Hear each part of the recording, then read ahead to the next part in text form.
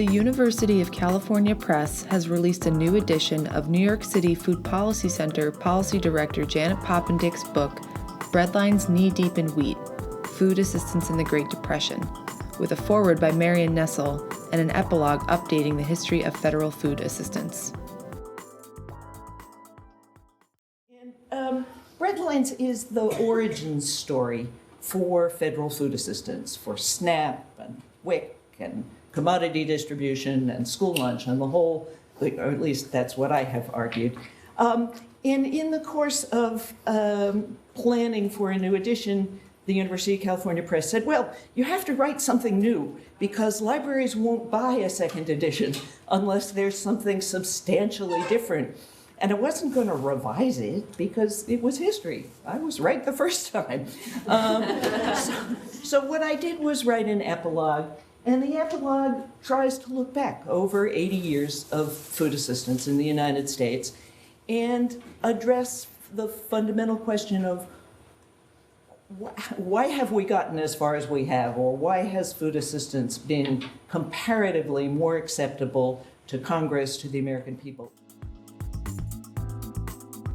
As part of the New York City Food Policy Center's Fall 2014 Food Policy for Breakfast seminar series, hosted at the CUNY Graduate Center, Poppendieck explored the factors that explain the relative success of food assistance programs. She then used this explanation to consider the prospects for Child Nutrition Reauthorization, now coming up in a Congress in which the GOP controls both houses. We know the countercyclical argument about SNAP. Okay, that it expands automatically when the economy contracts and therefore recycles that money and what have you.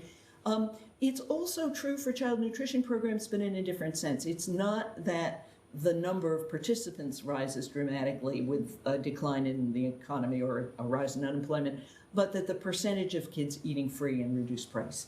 So we need to make the case. Some of the SNA narrative about we're losing kids because they don't like the new meals is actually, we're losing some kids because if you've been getting it for free and then you move back into the paid category because your dad gets a job and the income goes up, or your mom gets a job, those are the people least likely to purchase the meal.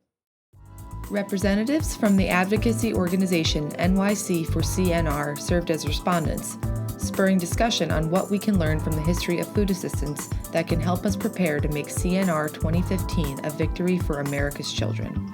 I say some of the things that went on last round that we also were looking forward to doing this round is that there were focused lobby visits at the anti-hunger conference in March.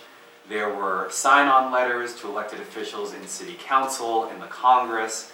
There were calls made by groups within the coalition whenever something was going on, like if they heard that, this is under threat. There were calls made and there were action alerts sent out. So these are things you can look forward to in the next year if you sign on to CNR.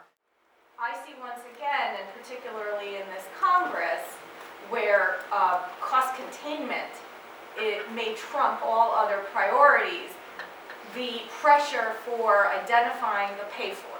If you want an improvement, how is that going to get paid for? And again, SNAP is going to be a real target.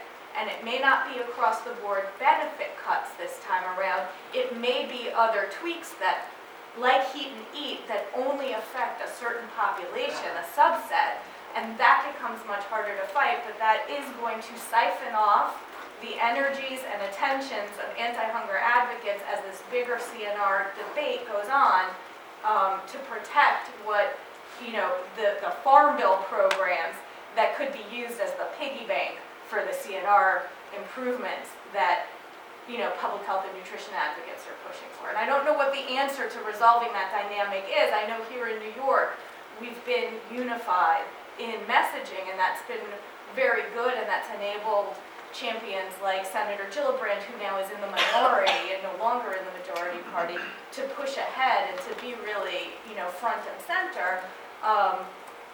But at the end of the day, we lost that. We lost the last CNR. So New York holding strong and unified was a model and an example for the rest of the country, but it didn't necessarily change the outcome.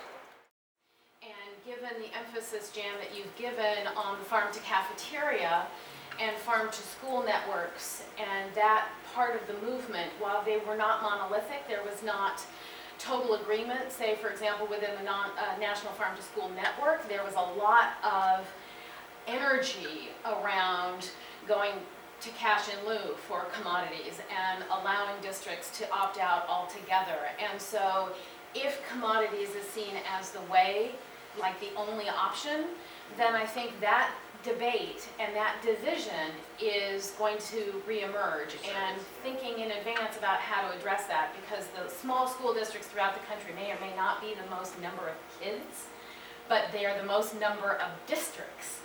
And so that political cloud and that political divide, I think, has to be considered pretty carefully going into this. For more information on Child Nutrition Reauthorization and to get involved, visit nyc4cnr.org or our website, nycfoodpolicy.org.